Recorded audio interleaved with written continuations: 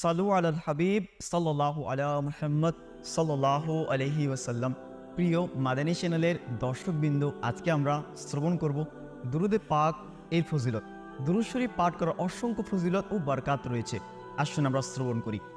হযরত সাইয়্যিদুনা আবু উমামা রাদিয়াল্লাহু আনহু থেকে বর্ণিত, আমাদের প্রিয় নবী রাসূল আরবি সাল্লাল্লাহু আলাইহি ওয়াসাল্লাম ইরশাদ করেছেন, প্রত্যেক জুমার দিন আমার উপর বেশি পরিমাণে দুরূদ শরীফ পাঠ করো।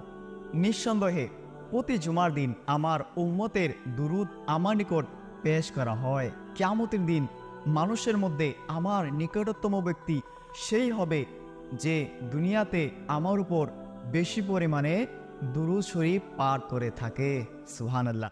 প্রিয় মাদানী চ্যানেলের দর্শকবৃন্দ, আমরাও নিয়ত করি আমরাও অধিক হারে দুরূদ শরীফ পাঠ করব। আল্লাহ পাক আমাদের সবাইকে অধিক হারে দুরূদ শরীফ পাঠ করার তৌফিক দান করুক, আমিন। সাল্লু আলাল হাবিব সাল্লাল্লাহু আলা মুহাম্মদ সাল্লাল্লাহু আলাইহি ওয়াসাল্লাম।